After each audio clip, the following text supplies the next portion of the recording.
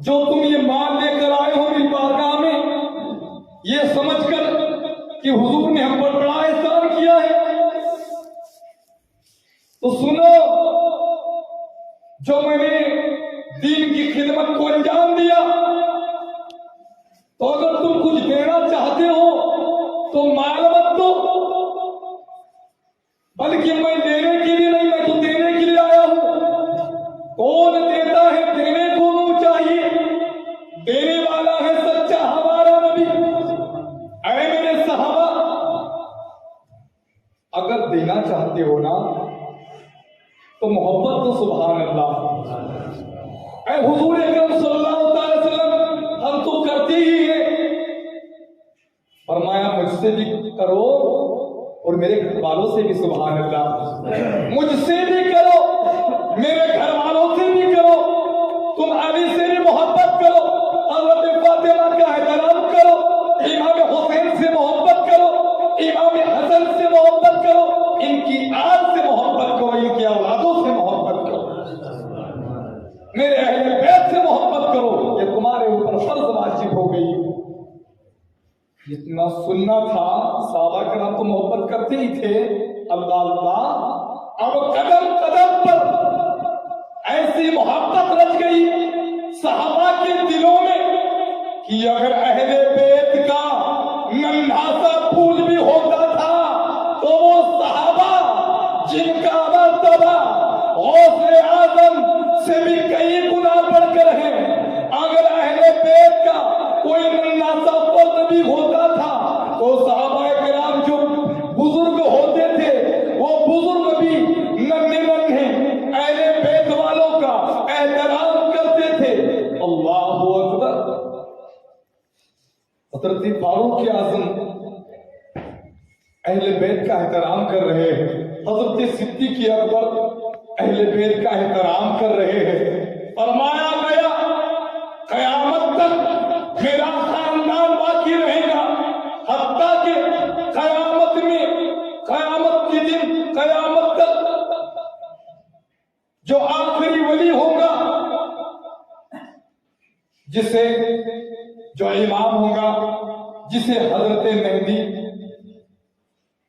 کہا جائے گا، تو وہ بھی میرے اہل بیت سے ہوگا۔ وہ مسلمانوں، تو بے شک تم میرے اہل بیت کا دامن تھامے رہنا، قرآن پاک پر عمل کرنا، تم ہرگز گمراہ نہیں ہوں گے۔ اب غوث اعظم کون؟ حضور کے اہل بیت ہی تو ہیں۔ غوث اعظم کا سجرہ نسب، حضور غوث اعظم باپ کی طرف سے امام حسن کی اولاد، ماں کی طرف سے امام حسین کی اولاد۔ قربان جاؤ کہ منگل کے دن چھٹی شریف آ رہی ہے، جنہیں خواجہ ہندر بلی کہا جاتا ہے، جنہیں ہندوستان کا سلطان کہا جاتا ہے، وہ خواجہ معین الدین حسن سنجری رحمت اللہ تعالیٰ علیہ، یہ بھی تو اہل بیت میں سے ہی ہے، سبحان اللہ۔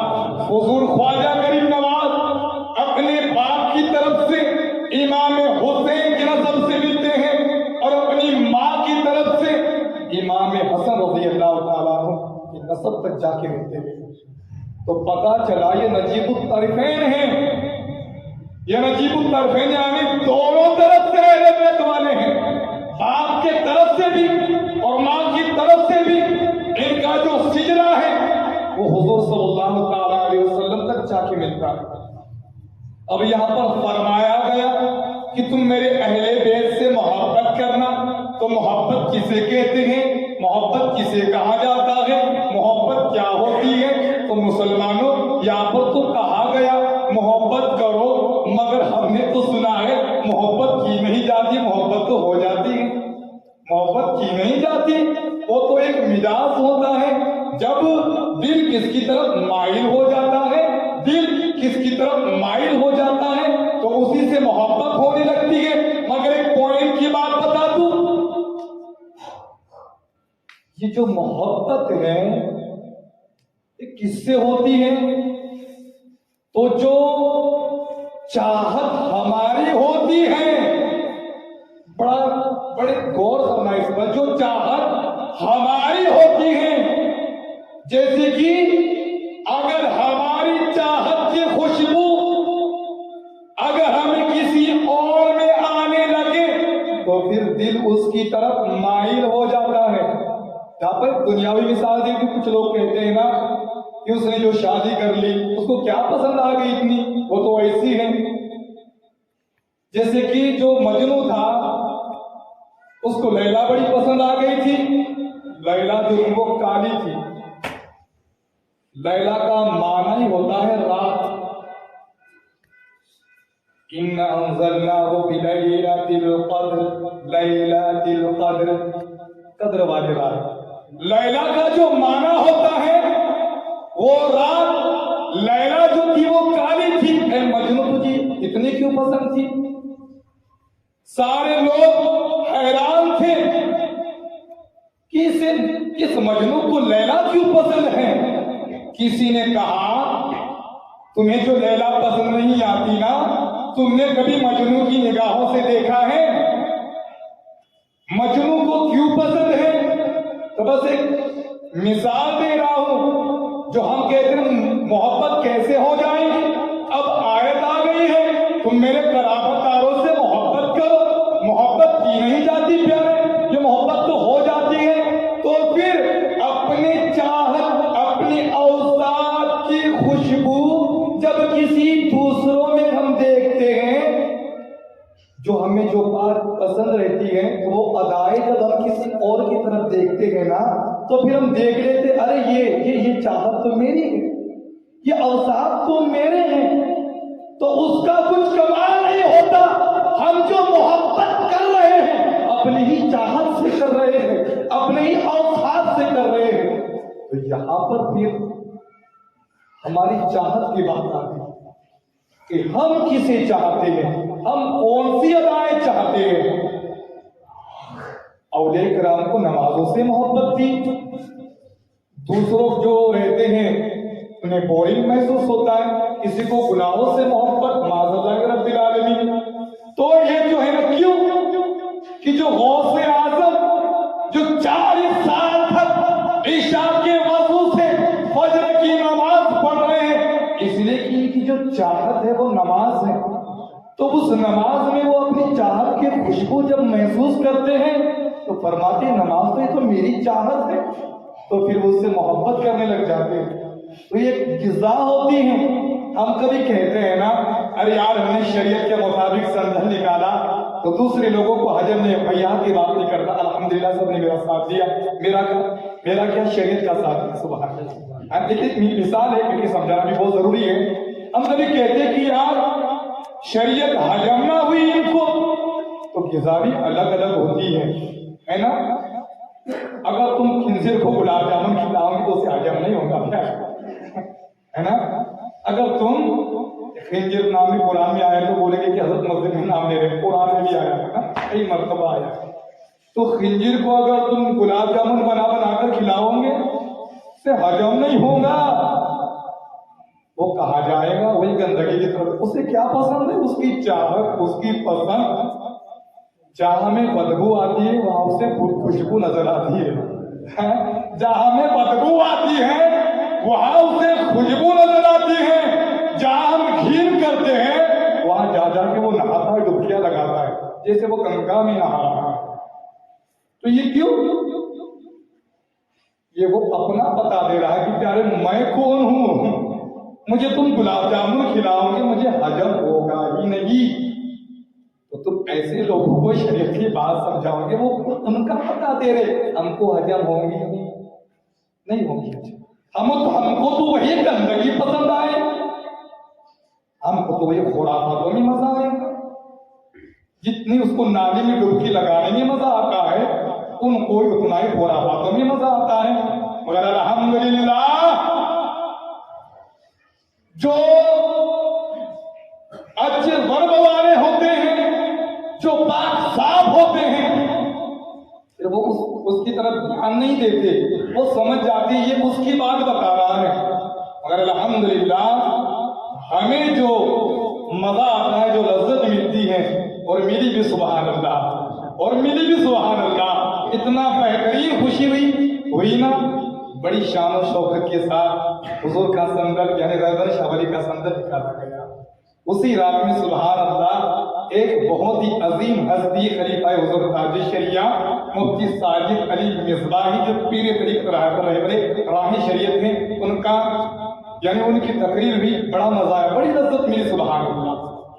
بہرحال تو یہ بات سمجھا دی میں نے, تو اس پر تم زیادہ پریشان مت ہونا, اگر ان کو نہیں پسند آتا ہے تو وہ ویسے ہے. بہرحال تو پھر یہاں فرما گیا تم میرے اہل بیت سے محبت کرو. اب حضور خواجہ غریب نواز رحمت اللہ تعالیٰ علیہ سے اگر ہمیں محبت کرنا ہے, یہ بھی اہل بیت والے ہیں, تو محبت کیسی کریں گے؟ بے شک جان دے دو وعدہ دیدار پر, نقد اپنا کام ہو ہی جائے گا. تو اے مسلمانوں, یہ جو جان بھی ہے نا اس محبوب پر قربان ہو جاتی ہے. جو محب جو ہوتا ہے نا اس کا اپنا کچھ نہیں ہوتا, وہ سب کچھ محبوب کا ہو جاتا ہے. میں تو مالک ہی کہوں گا کہ وہ مالک کے حبیب یعنی محبوب و محب میں نہیں میرا تیرا. محبوب اور محب, محبوب جس سے محبت کی جائے, محب جو محبت کرتا ہے. تو محبوب اور محب میں میرا تیرا نہیں چلتا.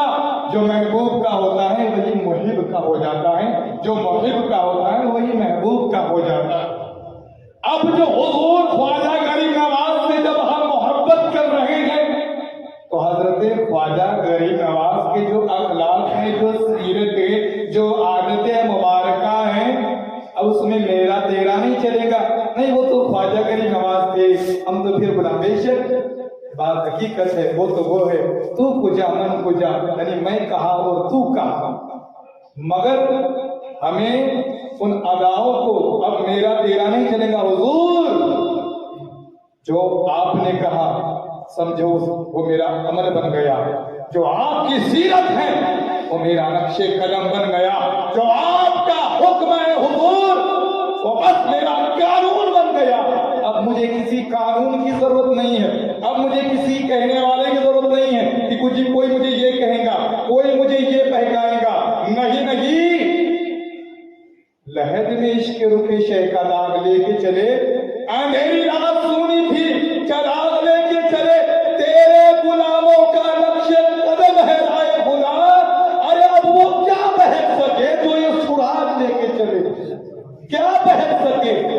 اب وہ نہیں بہکنے والا, اعلیٰ حضرت کی بولی بول رہا ہوں, اب وہ نہیں بہکنے والا جو وہ سراغ لے کے چلے. حضور کون سا سراغ؟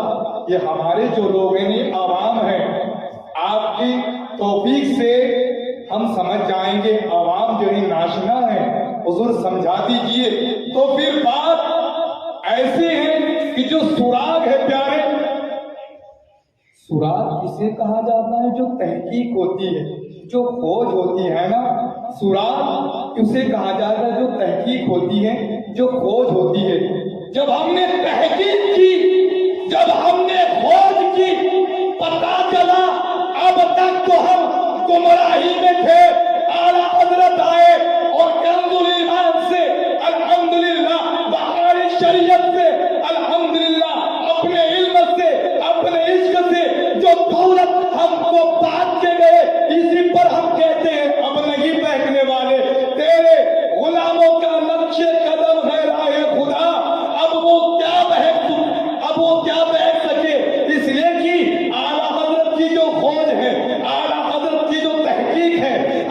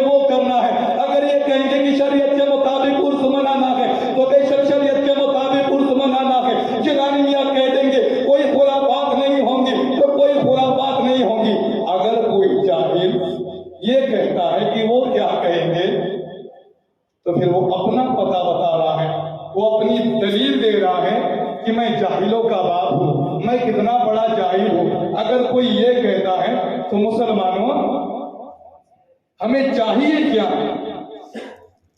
تو دیکھیے ایمان کے لٹیرے گلی گلی گھوم رہے ہیں، یہاں تک کہ دروازے پر کوئی فقیر آئے، میرے حضور کی حدیث کریمہ ہے اگر گھوڑے پر بھی ہے تو یہ مت دیکھنا گھوڑے پر مانگنے آیا ہے، اور اسے دیکھنا ارے دروازے پر آ گیا ہے تو دے دو، دروازے پر آ گیا ہے تو دے دو۔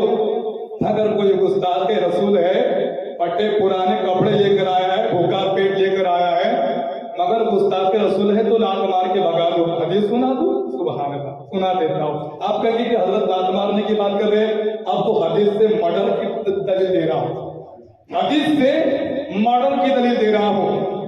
نام ہے جن کا دیکھیے کہ جب حضور اکرم صلی اللہ تعالی علیہ وسلم دن بدن لوگ مسلمان ہو رہے تھے، حق قبول فرما رہے تھے، تو پھر مکہ شریف میں بھی میلہ لگا، سبحان اللہ، جو سالانہ میلہ لگتا ہے تو وہ میلہ لگا۔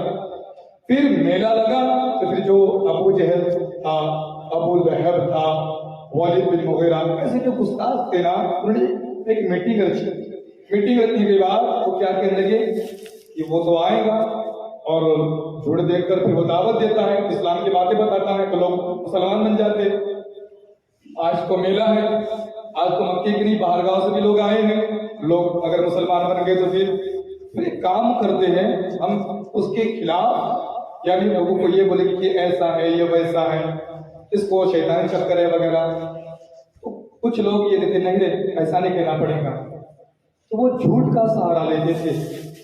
تو حق یہ بھی ہے کہ جو حق پر رہتا ہے وہ قرآن کا سہارا لیتا ہے، وہ حدیثوں کا سہارا لیتا ہے، اور جو گمراہ جو کافر ہوتے ہیں نا تو وہ اپنی بات بنانے کے لیے جھوٹ کا بھی سہارا لیتے ہیں۔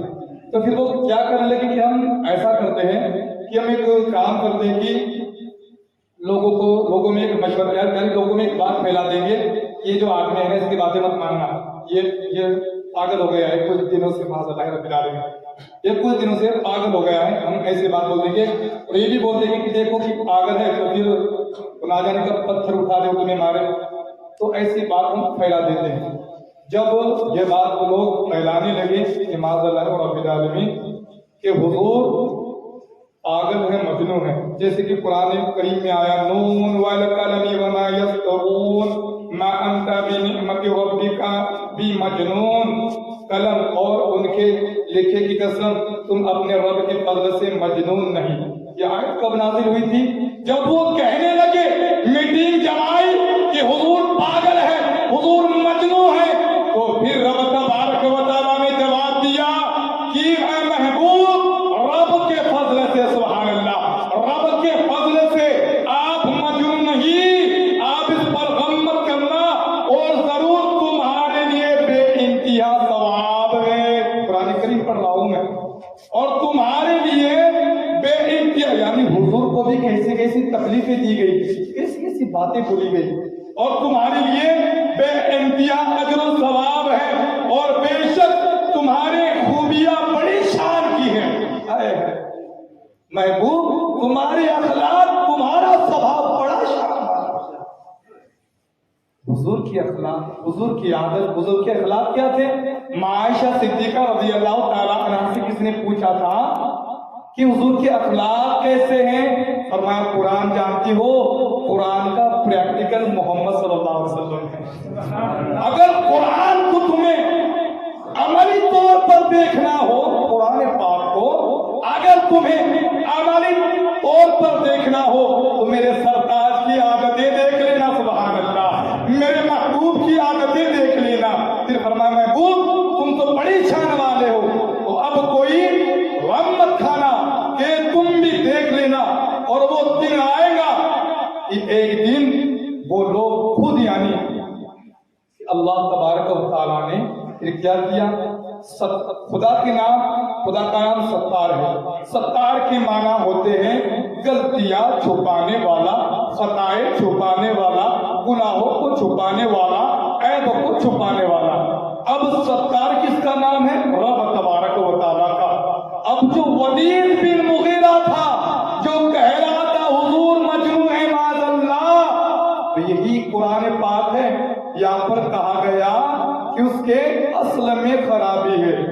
ادب کے اشرف علی تھانوی، ہم اسے مانتے ہیں مگر دیکھو گستاخی خود کی اور خود اس کا ایپ بھی کھول دیا. یعنی اشرف علی تھانوی کے ترجمے میں یہ ملتا ہے قرآن میں کہ اس سے حرام زادہ کہا گیا، اس کا ترجمہ اشرف علی تھانوی کا.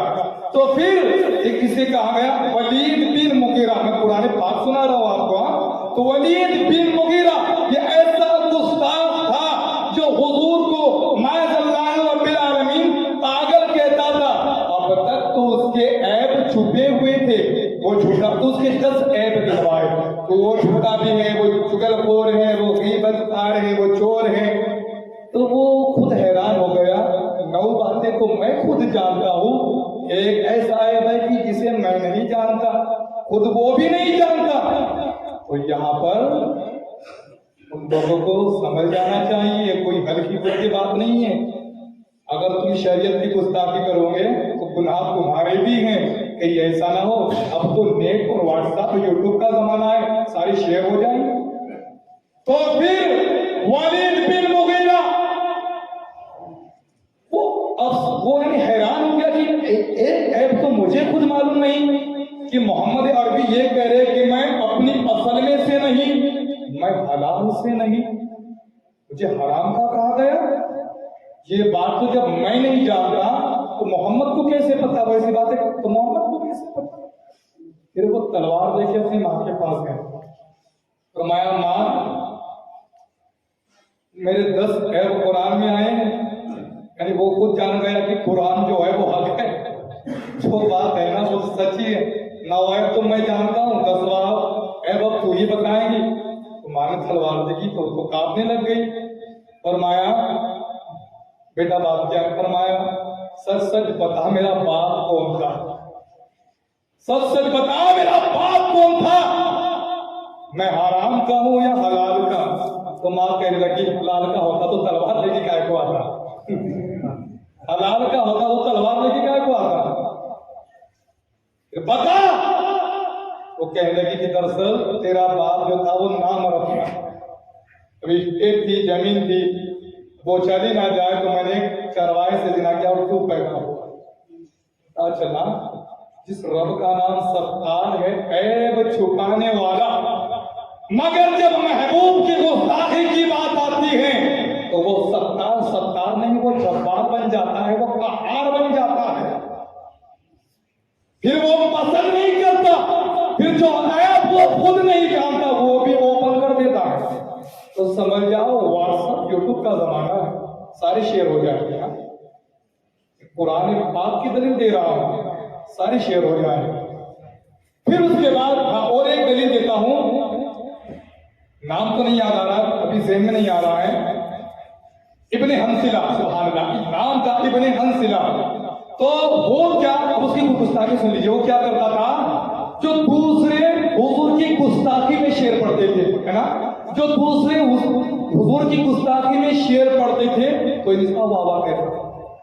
یہ کیا کرتا تھا، اس کا شعر نہیں تھا، اس کے اشعار نہیں تھے، یہ واہ واہ کہتا تھا. یعنی جو حضور کی گستاخی میں جو شعر پڑھے جاتے تھے، جو لوگ پڑھتے تھے باقی کفار منافق، تو یہ واہ واہ کہتا تھا. مگر جب پتا چلا اور اسلام میں جب فاروق اعظم آ گئے، عمر بن خطاب آ گئے، عمر نے تلوار اٹھائی، کہا ہے کمبخت ذرا دیکھو تو پتا کرو، وہ کمبخت مدینے سے بھاگ گئے. تو اس پر تم اگر کوئی ہمارا بھی ہو مگر گستاخ رسول ہو، اگر وہ خاندان سے کھٹلے سے گاؤں سے الگ ہو جائے تو خدا کا شکر ادا کر دینا، سبحان اللہ. تو فاروق اعظم نے کہا مولا تیرا لاکھ لاکھ شکر ہے، مدینے سے تو بھاگ گیا، پروردگار تیرا لاکھ لاکھ کرم و احسان اور شکر ہے، مدینے سے تو بھاگ گیا. تو وہاں سے بھاگا تو کہا گیا مکہ میں، یعنی اس وقت مکہ میں ابو جہل بھی تھا، ابو لہب بھی تھا، اس وقت مکہ پتہ نہیں ہوا تھا. تو وہ جا کر مکے میں چلا گیا، اپنے بنا دیا. مگر جب وہ دن بھی آیا کہ حضور نے مکہ بھی فتح کر لیا، اب کہا جائے گا سبحان اللہ. جب وہ دن بھی آیا کہ حضور نے مکہ بھی فتح کر لیا، اور جب مکہ فتح ہو گیا تو کفار ڈرتے تھے، لرزتے تھے، کانپتے تھے. ایک بات میں اپنی کتاب میں اسلام سمجھی تواتر میں لکھ چکا ہوں، اپنی بھاشا میں پڑھ لیجیے گا. تو پھر لوگ یہ سمجھتے تھے کہ اب ہم تو گئے، اب ہم تو کیونکہ ہم نے حضور کو جو تکلیفیں دی ہے نا، اب تو بس چن چن کے بدلہ لے گیا ہمارا. مگر سبحان اللہ جو رحمت للعالمین کا جو منظر مکے میں دیکھا گیا کہ حضور یہ کہہ رہے ہیں کہ آج میں اپنے دشمنوں کو معاف کرنے والا ہوں.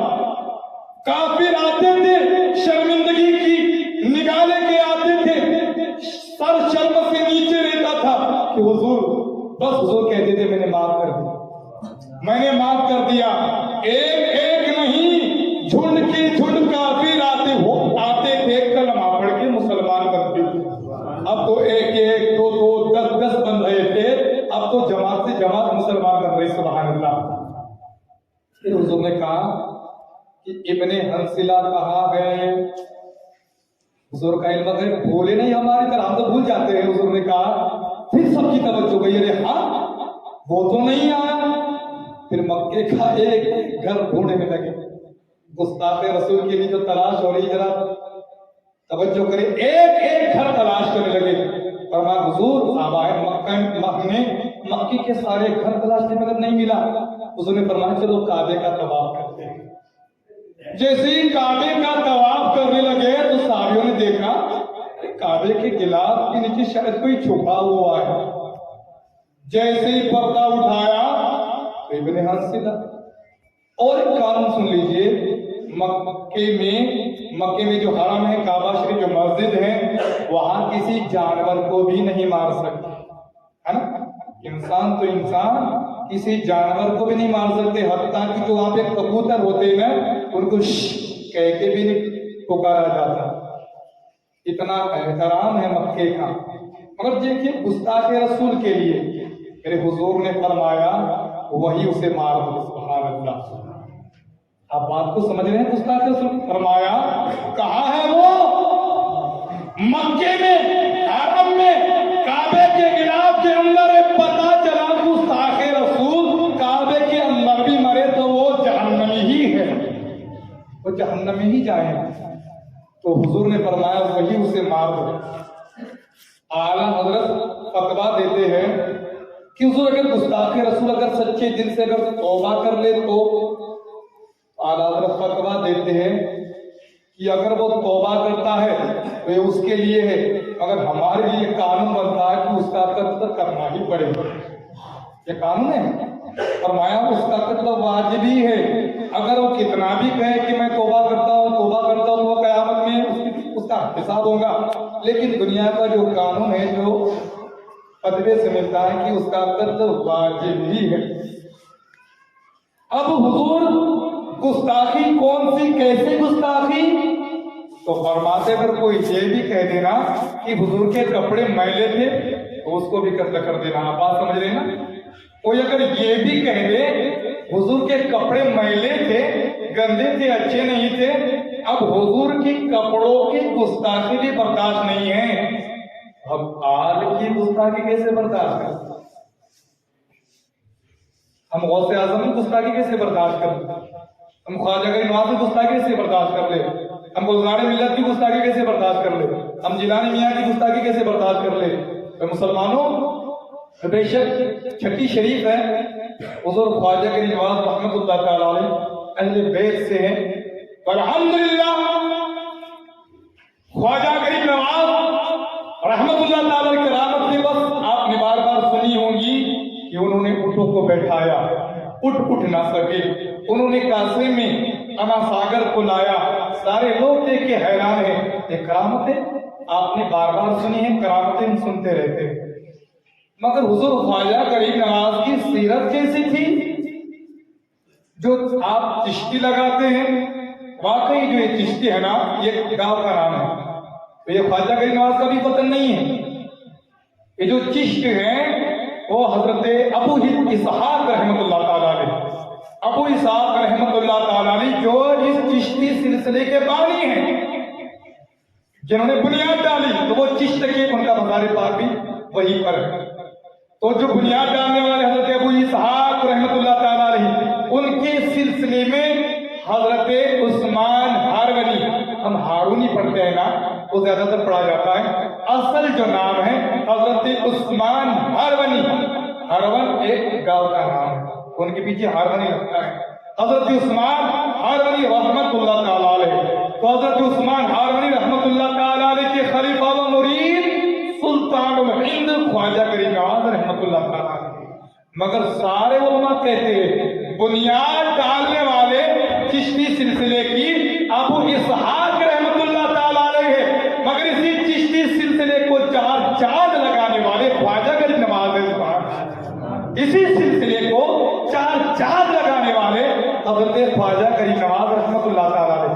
حضور خواجہ غریب نواز رحمت اللہ تعالیٰ علیہ جب سفر فرمانے رات کی تاریکی میں اپنے خلفاء سے مریدین سے پوچھا ذرا دیکھو تو صحیح کہ آگ کیسی جل رہی ہے اور جاؤ وہاں سے تھوڑی سی آگ لے کر آؤ. خادم گیا پھر واپس خالی آتا ہے. فرمایا حضور معذرت چاہتا ہوں میں خالی ہاتھ آیا، کیونکہ ان کو بڑی شرمندگی ہوتی تھی کہ ہم حضرت کا ہم نے حکم نہیں مانا. فرمایا کیوں کیا بات ہے؟ فرمایا حضرت میں آگ لینے گیا تھا تو وہ کہہ رہے تھے وہ تو مجھ پر غصہ ہو گئے. میں کیوں؟ وہ کہہ رہے تھے تو آگ کہہ رہا ہے یہ ہمارا رب ہے، رب ہی ہمارا معبود ہے. آگ کو وہ اپنا معبود بنا رہے ہیں. کیسے کیسے لوگ ہیں جس کو نفع دینے والا سمجھتے اس کو ہی خدا بنا لیتے. اگر چاند اگر نفع دے رہا ہے تو کیا خدا بن گیا؟ اگر چاند نفع دے رہا ہے تو کیا خدا بن گیا؟ کیا سورج نفع دے رہا ہے تو خدا بن گیا؟ کیا پیڑ نفع دے رہے تو خدا بن گیا؟ ایسا کرتے رہو گے تو پھر دنیا میں کون چھوٹا؟ اگر معبود اسی کو کہنے لگ جاؤ گے تو دنیا میں کون چھوٹا؟ پھر بندے کہاں ملے؟ سبھی تو معبود بن گئے. پھر بندے کہاں ملے؟ پتھر سے بھی نفع ہے، مٹی سے بھی نفع ہے، پانی سے بھی نفع ہے، ہوا سے بھی نفع ہے، پتے سے بھی نفع ہے، تنکے سے بھی نفع ہے. کچھ نہ کچھ کام آ ہی جاتا ہے. اسلام جو کہتا ہے رب کو رب مانو، نبی کو نبی مانو، قانون کو قانون، صحابہ کو صحابہ، غوث اعظم کو غوث اعظم، اعلیٰ حضرت کو اعلیٰ حضرت. سبحان اللہ. تو پھر حضور وہ نہیں دے رہے ہیں، فرمایا چلیے ہم ہی چلتے ہیں. سبحان اللہ. حضور خواجہ غریب نواز اور قافلہ والے گئے تو ان کا جو گرو گھنٹال تھا اس سے بات چیت ہونے لگی کہ آپ جو یہ آگ کو خدا مان رہے تو آپ ایک بات مجھے سمجھ میں آ رہی. فرمایا جی کہیے. کہا اس سوال پوچھا کہ آپ کتنے سالوں سے اس آگ کی پرست پوجا کر رہے ہیں؟ فرمایا ہماری تو نسلیں گزر گئی ہماری. فرمایا جی جب اتنی خدمت کی ہے اس کی، جب اتنی سیوا کی ہے اس آگ کی، اب تو تمہاری بڑی دوستی بن گئی ہوگی. فرمایا جی ہم بات سمجھے نہیں. فرمایا چلو ذرا میرے ساتھ کود کر دیکھو. میں تو اس کی پرستش نہیں کرتا، میں تو اس کی پوجا نہیں کرتا، مگر تمہاری تو بڑی جان پہچان بن گئی ہے کئی سالوں سے. تمہاری تو کئی جان پہچان بن، بڑی محبت بڑی دوستی ہوں گی. تو ذرا دونوں چل کے ذرا دونوں اس آگ میں بڑا بھنڈارا تھا آگ کا، دونوں کودتے ہیں. تو کہہ رہے کہ آدمی کیسا ہے؟ تو پھر حضور خواجہ غریب نواز نے کیا کیا، اس گرو گھنٹال کا چھوٹا سا لڑکا تھا، اسی لڑکے کو پکڑا اور آگ میں کود گئے. ایک بات سمجھ میں آتی حضور آپ نے لڑکے کو کیوں پکڑا؟ تو حضور کی روحانی جواب دیتے ہیں اس لیے کہ ان کی پوری توجہ میرے طرف آ جائے. اگر نہیں کھلتا تو اتنا دھیان نہیں دیتے، کچھ بھی ہو جائے. مگر اب جب گرو گھنٹال کے لڑکے کو میں نے ساتھ لیا آگ میں کود گیا تو ساری بات پھر گئی. ارے گیا سرپنچ کا لڑکا تو گیا، کی بولی کہ مہاراج کا لڑکا تو گیا، یہ تو گیا بڑے باس کا لڑکا تو گیا. پوری بڑی کھلبلی مچ گئی. سارے لوگ پانی ڈھونڈتے پھر رہے تھے جس کو وہ اپنا معبود کہہ رہے تھے. اب اس کو بجھانے کی کوشش کی جا رہی ہے، اس کا ستیاناش اڑانے کی کوشش کی جا رہی ہے جس کو وہ معبود کہہ رہے تھے. اب جان بچا رہی. کچھ دیر کے بعد حضرت خواجہ غریب نواز باسلامت آگ سے باہر آئے. سبحان اللہ. لوگ دیکھ کر حیران ہیں. حضور کے ہاتھوں کی برکت سے وہ لڑکا بھی مسکرا رہا ہے. سبحان اللہ. فرمایا اے لوگوں دیکھو تم جس آگ کی پوجا کر رہے تھے تم تو اس سے ڈر گئے، مگر جو آگ کا بھی خدا ہے اس نے میری جان بچا لی. سبحان اللہ. فرمایا حضور آپ کون ہیں، کہاں سے آیا ہے، کہاں سے آئے ہیں اور کیا لے کر آئے ہیں؟ تو حضور خواجہ غریب نواز فرماتے ہیں رب کا بندہ ہوں، مدینے والے نے بھیجا ہے اسلام لے کر. بھیجنے والے مدینے والے ہیں اور میں اسلام لے کر فرمایا پھر پڑھو نا. فرمایا پھر داخل اس کا دروازہ کیا ہے؟ فرمایا اس کا دروازہ لا الہ الا اللہ محمد رسول اللہ. سارے کے سارے کلمہ پڑھتے ہیں با اسلام یعنی اسلام میں داخل ہو جاتے ہیں. یہ کرامتیں ہوتی ہے کیا؟ کرامت وہ جس سے اسلام پھیلتا ہے. کرامت اسے ہرگز نہیں کرامت کہنا جس سے گمراہی پھیلتی ہے. ہم تو اس کو بھی کرامت کہتے ہیں کہ بس کسی نے اگر آنکڑا دے دیا. ہمارے سید آصف صاحب نے کہا تھا اے آنکڑا اس کا کیوں نہیں آئے گا؟ ایک گلی میں جاتا ہے تو کبھی یہ بتاتا ہے, دوسری گلی میں جاتا ہے تو وہ بتاتا ہے, تیسری گلی میں جاتا ہے تو وہ بتاتا ہے. ایک گلی والا کا تو آ ہی جاتا ہے, تو اس گلی والے پولیس کے فین بن جاتے ہیں, وہی بابا پڑھاتے ہیں. ایسی بابا کی چل رہی ہے. تو ایسے اتنوں سے ہمیں بڑے دور رہنا ہے نا. ایک آدمی تھا حضرت کے پاس گیا, حضرت جی میں نے گھوڑا لایا ہے ذرا دم کر دیجیے, ذرا دعا کر دیجیے. میں ٹھیک ہے. حضرت گئے, گھوڑا کہاں ہے؟ فرمایا حضرت جی ہے. فرمایا چشمہ لگے گا تجھے, آنکھیں چیک. فرمایا حضرت جی کیا ہوا؟ فرمایا بے گدھا ہے گدھا. فرمایا نہیں حضرت یہ گھوڑا ہے. فرمایا کس نے کہا بے؟ فرمایا جی یہ ایک بابا تھے, وہ بابا نے کہا کہ یہ گھوڑا ہے. ارے کم سے کم غور تو کر, چیک تو کر, کسی نے کہہ دیا تو مان لیا. گھوڑے و گدھے میں فرق نہیں آیا, حرام و حرام میں فرق نہیں آیا. کسی نے کہہ دیا کہ بس یہی ہے تم بس مان لیا. کس نے کہا؟ وہ ایک بابا ہے, بہت بڑے بابا ہیں, چلو تو بابا کے پاس. اور میں بابا کے پاس گئے تو پھر وہ کہنے لگا کہ نہیں جی یہ اوپر سے گدھا ہے اندر سے گھوڑا ہے. نہیں جی یہ اوپر سے گدھا ہے اندر سے گھوڑا ہے. میں پھر ذرا اس کی جب دیکھا کہ حضرت آ گئے, عالم آ گئے, تو کیا بولے گا؟ الٹی سیدھی یعنی پڑھنے لگا یہ اوپر سے گدھا ہے اندر سے یہ گھوڑا ہے. یعنی وہ کچھ کہتے ہیں یہ ہمارے اندر کا معاملہ ہے, باہر کچھ اور ہے. ہمیں کہتے نہیں ہے نہیں جی اوپر سے یہ گدھا ہے اندر سے یہ گھوڑا ہے. فرمایا اچھا یہ ایک بات سمجھ میں آ گئی. فرمایا کیا؟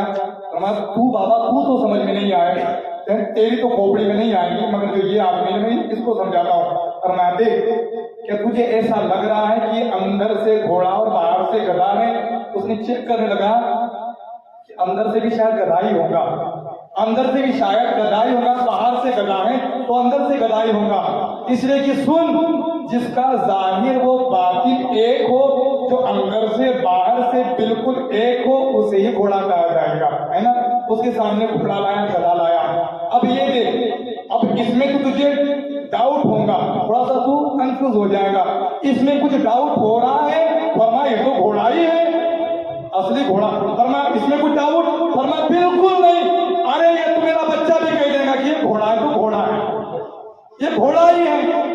فرمایا پھر جہاں ڈاؤٹ ہو رہا ہے وہ جو اس کی بات بتا رہا ہے, جو تم کبھی چلے جاتے ہو نا کہ نہیں یہ اندر سے گھوڑا ہے باہر سے گدھا ہے, تو یہ جو کہتے ہیں کہ نہیں اندر سے کچھ ہے باہر سے کچھ ہے, تو وہ پورے طریقے سے گدھے کے گدھے ہی ہیں. تمہیں اگر چیک کرنا ہے اچھے طریقے سے تو شریعت اور طریقت اگر دیکھنا ہے. شریعت کیا یعنی جو اسلام کا جو قانون ہے, میرے مصطفیٰ کا جو قانون ہے, اور طریقت کو اس پر عمل کیا جائے, اسے طریقت کہا جاتا ہے. تو ایک جو حسین حضرت غلام جیلانی ازہری, جب ان سے بابا نے سوال, انہوں نے کہا کہ بابا جی نماز کا ٹائم ہو رہا ہے, نماز کو چلو نا.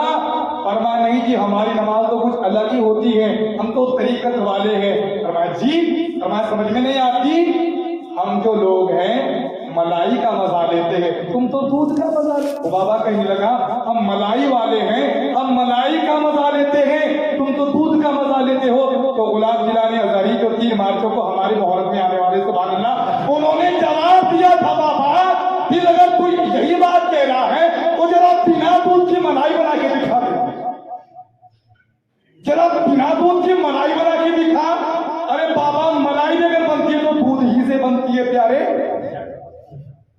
بات یہ ہے حضرات گرامی, سبحان اللہ الحمدللہ, ہم تو محرم والے بڑے سمجھدار ہیں, سبحان اللہ. بس ایک بات اگر سمجھائی جائے تو سمجھ میں آ جاتی. کیوں کہ میرے حضور نے فرمایا خدا دولت کافر کو بھی دیتا ہے, گستاخ کو بھی دیتا ہے, سب کو دیتا ہے.